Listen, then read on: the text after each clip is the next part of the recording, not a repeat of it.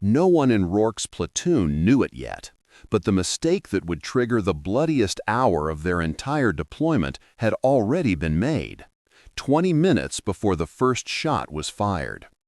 It started with a map, a simple map, one that every soldier trusted without question. But this one was wrong. And in the mountains of eastern Afghanistan, a wrong map doesn't lead you off course. It leads you into death. Sergeant Mason Hale stood at the front of the patrol, scanning the narrow valley they were entering. Sunlight faded fast between the towering cliffs. The air was thin, cold, and carried a silence that felt unnatural.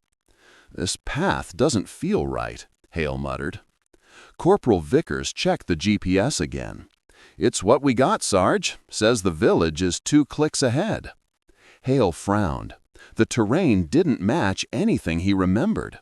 The valley walls were too high, the choke points too tight, the trail too exposed. Something was wrong. But the mission was clear. Reach the village, extract a local elder providing intel on a Taliban weapons route, and return before dark. So they pressed on. The first sign of the mistake appeared quietly, almost invisible. A single pile of rocks stacked near the trail. Then another 30 meters ahead. Then another. Vickers noticed them first. "You see this? Trail markers?" Hale stopped walking. He crouched, examining the stones more closely. He'd seen stacks like these before, but never marking a trail. These weren't guides. These were signals. Silent warnings, left by locals trying to tell travelers the truth without saying a word. And the truth was simple. Do not go further. Hale's stomach tightened. He clicked his radio. "Talk, this is Reaper 1. Are you sure this route is clear?" Static, a weak signal. Then finally, "Reaper 1, route is confirmed safe. Proceed." Hale didn't believe it. But what he didn't know, what the entire platoon didn't know, was that the map they were using had been generated from an outdated satellite pass. The trail they thought they were walking was real, 5 years ago. Now it ran directly through a Taliban staging ground. And the fighters knew the Americans were coming because they had planted the wrong map on purpose. The valley narrowed as they advanced. The walls seemed to twist inward, turning the trail into a tunnel of stone. Hale felt sweat forming under his vest despite the cold air. He leaned toward Vickers. "Tell me you feel this." Vickers nodded once.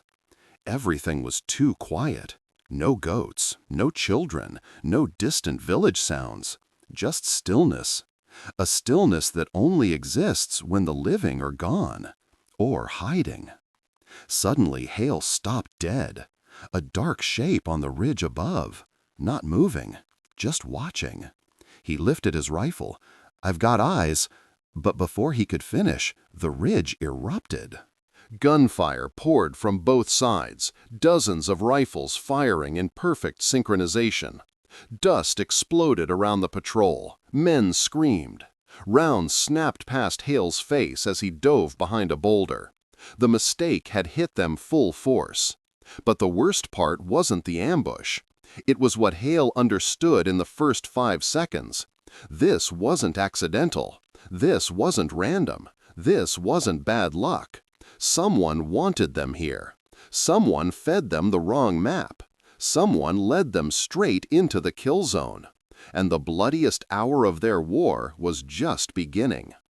Hale pressed his helmet against the cold rock, forcing his breathing to steady. The sound of gunfire echoed violently between the cliffs, doubling back on itself, creating the illusion of twice as many shooters. But Hale didn't need illusions. He could tell by the patterns. They were surrounded. "Left side, I need suppression," he shouted. Private Kellen fired blindly over a ridge, the muzzle flash lighting his terrified face. Bullets cracked inches above him, forcing him flat again. Vickers crawled beside Hale. "This isn't a normal ambush." Hale nodded sharply. He knew exactly what it was. "This is a box." A box? A funnel. They pushed us into the narrowest part so we can't maneuver. And they had fallen right into it. Rounds slammed into the stone around them, machine gun bursts, coordinated fire, deliberate spacing. Not the sloppy shooting of local fighters. This was a well-planned engagement. Hale scanned the ridge with quick, practiced motions. Left ridge, 5, 6 fighters, maybe more. Good angles. Right ridge, worse, at least double that. The rear path they came through? Blocked.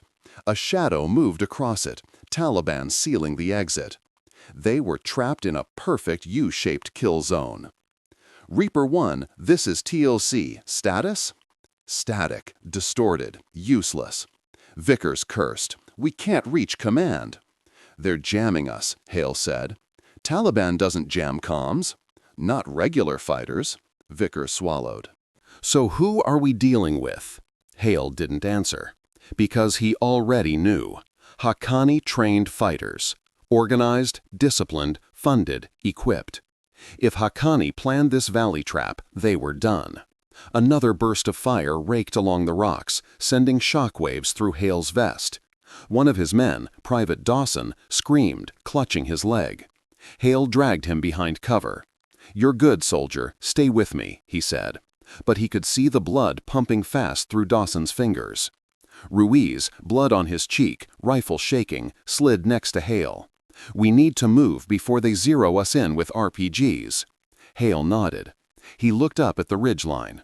If the fighters above got a clean angle with RPGs, they wouldn't survive 10 seconds. "We go forward," Hale said. Vickers stared at him. "Forward? Through them?" "It's the only direction they're not expecting." "Because it's suicide." "Exactly." Before Vickers could object, Hale leaned out from the rock, firing 3 controlled bursts high and left, forcing the enemy to duck. He grabbed Vickers' vest and shoved him forward. "Go! Move the wounded now!" The platoon pushed into the narrowest part of the valley, dragging casualties, firing back in short bursts. That's when Hale saw it. A glimmer. Metal. High on the left ridge. Not a rifle. A scope. Sniper. The round hit a second later, ripping into the stone near Hale's head, exploding shards across his face. "Sniper! Left ridge!" Hale shouted, diving behind a fallen log. The sniper reloaded with surgical calm. Hale could hear the precision in the rhythm. This wasn't a lucky shooter. This was a professional. Another shot, then another. The rounds came faster, tighter, calibrated. The sniper wasn't aiming to kill randomly. He was targeting medics, radio men, team leaders. He was dismantling the platoon from the top down. Hale wiped blood from his cheek, eyes burning. "This valley's been prepared for weeks," he whispered. Vickers stared. "You mean—" "Yes," Hale nodded. "Someone knew we'd come through here. Someone fed us this path." And for the first time since the ambush began, Hale felt something colder than fear. Betrayal. A bullet snapped past his gear, grazing his shoulder. Hale gritted his teeth. "Everyone get ready," Ruiz shouted. "Ready for what?" Hale inhaled once, calm and controlled. "We're breaking the box." Hale wiped the blood from his shoulder and forced his mind into the same place it always went when things went bad. Not fear, not anger, just focus. He leaned out just long enough to mark the sniper's position again. Same ridge, same angle, same calm, methodical rhythm. "He's not just covering them," Hale muttered. "He's directing them." Vickers froze. "You're saying the sniper is the leader?" "I'm saying," Hale whispered, "we take him out, the entire valley shifts." Another round cracked into the rock above them, showering them with stone dust. The sniper was tightening his shots, dialing in, getting comfortable. They were out of time. Hale grabbed Ruiz by the vest. "Listen, when I move, you split the squad into 2 groups.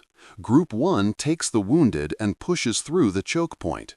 Group 2 lays down suppressive fire on the right ridge." Ruiz stared at him. "That leaves the left ridge wide open." "Exactly." Ruiz blinked, then realized what Hale was planning. "Sarge, you can't climb that ridge alone." "I'm not climbing." Hale chambered around. "I'm flanking." "That's worse." "No, it's unexpected." Hale's voice dropped low, controlled, deadly calm. "And unexpected is the only thing that can save us." For a moment, Ruiz looked like he wanted to argue. Then he saw something in Hale's eyes, the same thing all good leaders have when the line is about to snap. Acceptance. Not acceptance of death, acceptance of responsibility.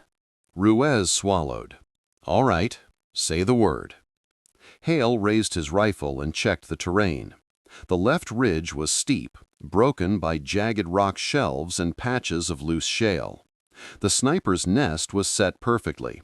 Narrow angle, hard to flank, easy to defend. But the sniper had made one mistake. He assumed Hale was trapped. Hale took a deep breath. Now. Vickers and the others erupted from cover, firing in tight bursts across the right ridge. The valley echoed with chaotic muzzle flashes. The Taliban shifted, breaking formation to counter the sudden push. For 2 seconds, the sniper hesitated. 2 seconds was all Hale needed. He sprinted toward the left ridge, boots slamming into loose stone, rifle tight against his chest. Bullets tore through the dust around him as the fighters adjusted. One round grazed his arm. Another slammed into his plate carrier so hard it knocked the air out of him. He kept moving. He crashed behind a large boulder halfway up the slope, lungs burning. The climb was razor steep, every handhold loose, every ledge unstable. He peeked up. The sniper was adjusting his angle to reacquire the squad below. Perfect. Hale climbed. Not fast, not loud, but relentless. He used cracks, roots, anything his hands could grip. Dirt filled his gloves. Shale cut his knuckles. His breath came in short bursts. 10 more feet. 5. 3. He reached the ledge directly beneath the sniper's nest. He could hear him now. Slow breathing, calm hands, the click of a bolt sliding forward. The sniper was lining up another kill shot. Hale pulled himself up silently and saw the man's silhouette. Long rifle, steady posture, the perfect killing machine. Hale didn't wait. He slammed into him from behind, both men crashing onto the rocky shelf. The sniper fought back instantly, grabbing Hale's vest, trying to twist the rifle from his hands. Hale drove his elbow into the man's jaw. Once, twice. The sniper broke. Hale pinned him with the rifle barrel. "You picked the wrong valley," Hale growled. He yanked the rifle away and tossed it down the slope. The sniper swung a knife. Hale caught his wrist, twisted hard, and drove the man against the rock until he went limp. Silence. Hale stood there, gasping, covered in dust and blood, but alive. He grabbed the sniper's scope and scanned the valley, and what he saw made his blood run cold. The fighters weren't retreating. They were regrouping for something far worse. From the ridge, Hale watched the enemy shift formation with a precision he had never seen in this region. There was no panic after losing their sniper, no confusion, no scattered retreat. They were adjusting, and fast. Lines compressed. Fighters moved into staggered positions. Runners sprinted between groups carrying commands. This wasn't a collapse. This was an escalation. Down in the valley, Ruiz yelled into the radio, "Sarge, they're setting up something. What do you say?" Hale steadied the captured scope. "Mortars," he whispered. 3 tubes, being assembled behind an outcrop 300 meters ahead.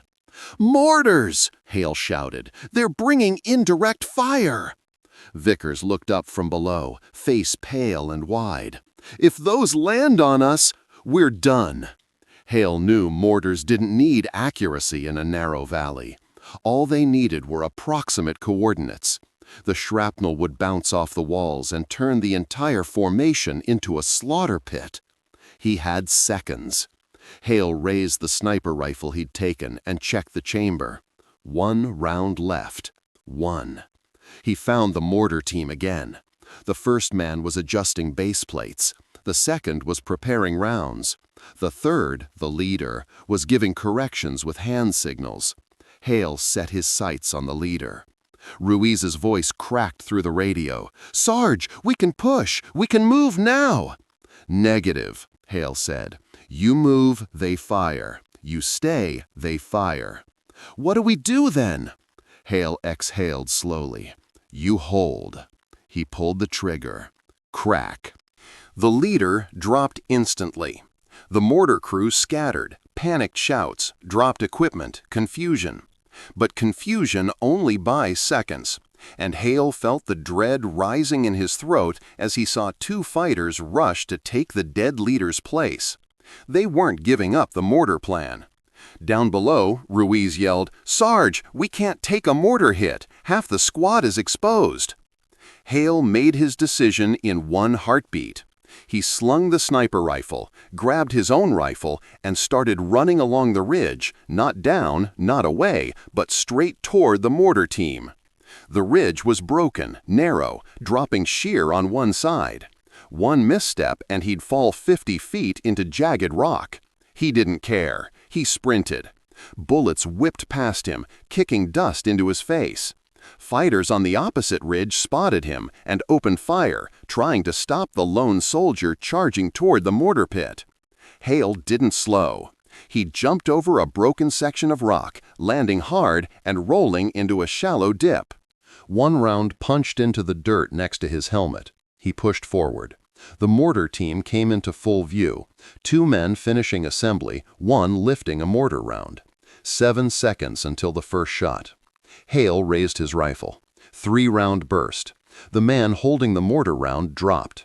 The others dove for cover. Hale slid down the final slope into the mortar pit, boots smashing into gravel, rifle already firing. Close range, no time, no hesitation. 1 man charged him with a knife. Hale slammed the butt of his rifle into his jaw. Another grabbed for a pistol.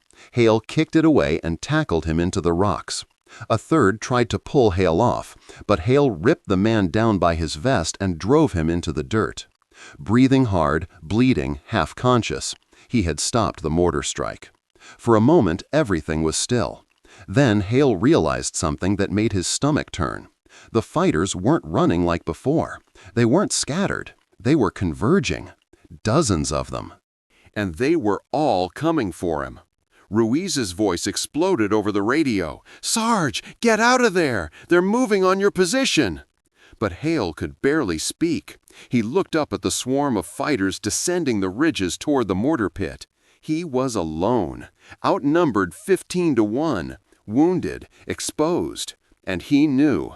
This was the moment the bloodiest hour of the Afghanistan War finally arrived. Hale braced himself against a fractured chunk of rock, chest heaving, sweat and dust mixing with blood on his face. He could hear Ruiz shouting through the radio, but the words were swallowed by the echoes of gunfire crawling across the valley walls. He wasn't trapped. He was hunted. Dozens of fighters were closing in, some sprinting down the left ridge, others circling from the right, tightening the noose. They weren't moving like a scattered militia. They were coordinated, aggressive, and confident. They believed they had him. Hale wiped his face with the back of his glove, grabbed what ammo he could from the bodies of the mortar crew, and took cover behind an overturned slab of stone. He counted the magazines. 2.5. He exhaled slowly. Good enough. He peeked over the rock. 2 fighters were already 30 meters away, sliding down the slope with AKs raised. Hale fired a controlled burst. 1 down, 2 down. But the muzzle flashes gave away his position instantly. Gunfire hammered the rock around him, sparks, chips, dust exploding across his visor. Hale dropped back down, coughing hard as shattered stone filled the air. Ruiz's voice broke through the radio again. "Sarge, just say the word and we'll push to you." Hale shook his head even though Ruiz couldn't see it. If they charged toward him, they'd die in the open, all of them. Hale clicked the radio once. A single affirmation. Simple, firm. Hold. Ruiz understood. Hale switched to the second magazine and repositioned along the rear side of the mortar pit, hugging the terrain. He moved a few feet at a time, always staying low, using every shadow, every crevice. He reached a narrow ledge and peeked up. More silhouettes. 6 this time, descending fast. He fired again, short bursts, sharp, precise. One fell. Another dropped his rifle and rolled down the slope, but the rest kept coming. He slid behind a tall rock and reloaded. His fingers trembled only from adrenaline, not fear. Then he heard footsteps, close, too close. A fighter jumped the ridge above him, landing with a blade in hand. Hale barely ducked in time. The knife slashed across his shoulder, tearing through fabric and skin. Hale grabbed the man's arm, twisted, and slammed him into the ground. Another fighter appeared behind him. Hale pivoted, firing a single round into the man's chest at point-blank range. He didn't have time to breathe, didn't have time to think. More were coming. He dragged both bodies into a small rock cavity and used the corpse of the first fighter as temporary cover. Harsh, brutal, but necessary. Gunfire rattled against the improvised shield. Hale leaned out and fired back. Rounds cracked overhead. Shouts echoed from both sides. Dust turned the air into choking fog. His ammo was dropping fast. He checked his vest again. 1 magazine left. 1. Ruiz's voice came through, strained, loud, panicked. "Sarge, they're surrounding you. You need to move." Hale pressed his helmet against the rock and whispered through clenched teeth, "I know." He felt the ground shake as fighters dropped down the slopes in waves, trying to overwhelm him. He could hear their boots scraping against stone, their shouts getting clearer, closer. He knew what this was now. Not a battle, not an ambush. A purge. They wanted him specifically. The one who stopped the sniper. The one who broke the mortar crew. The one who disrupted the entire attack. They wanted the man who was ruining their perfect trap. Hale gripped his rifle tighter. He wasn't going out quietly. He rose from behind cover and fired every remaining round in one controlled, brutal sequence, cutting down fighters, forcing others to dive for cover, shredding the front wave. The final round clicked empty at the exact moment 3 fighters charged straight toward him. Hale didn't run. He lowered his shoulders, tightened his fists, and met them head-on. Because this hour wasn't about winning. It was about refusing to die. Hale slammed into the first fighter, tackling him with enough force to send both rolling across the rocky floor of the mortar pit. They hit hard, dirt spraying up, boots scraping the ground. The second fighter swung the butt of his rifle down. Hale blocked with his forearm. Pain ripped through the bone. He didn't stop. He drove an elbow into the man's face and grabbed the dropped AK from the ground. Empty. The third fighter rushed in, trying to wrap Hale's neck with both arms. Hale crushed his weight backward, slamming the enemy into the boulder behind him. The man's grip broke. Hale gasped for breath. His chest burned, vision swimming, but he stayed on his feet. Because if he went down, he wasn't getting up again. Above him, more fighters were climbing down the ridge, dozens, black silhouettes against the pale moonlight. He couldn't fight them all, he knew that. But maybe, just maybe, he could buy his men the seconds they needed to break free.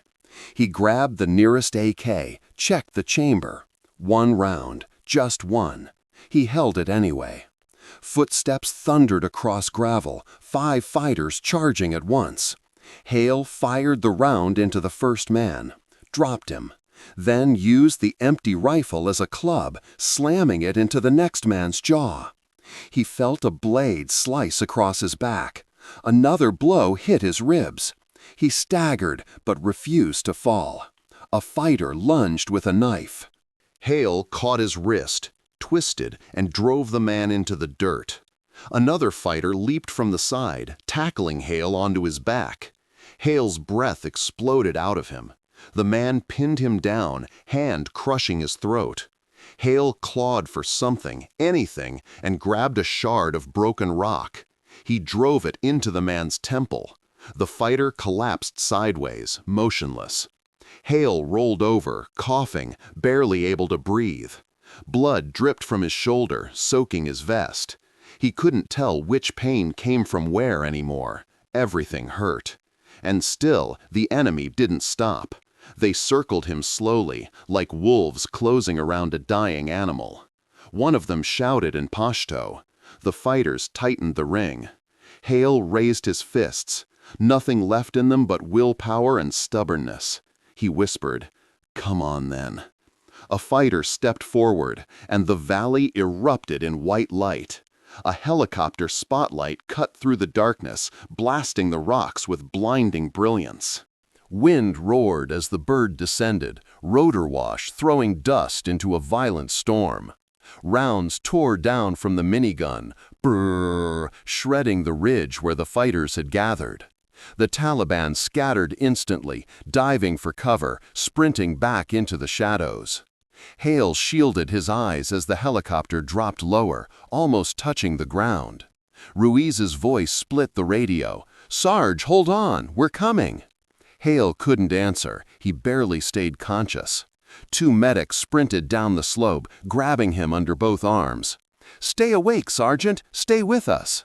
Hale's head sagged forward. He tasted blood. He felt nothing but exhaustion. Ruiz slid next to him, dropping to one knee. "Sarge, you stopped the mortars. You broke their line. You saved us."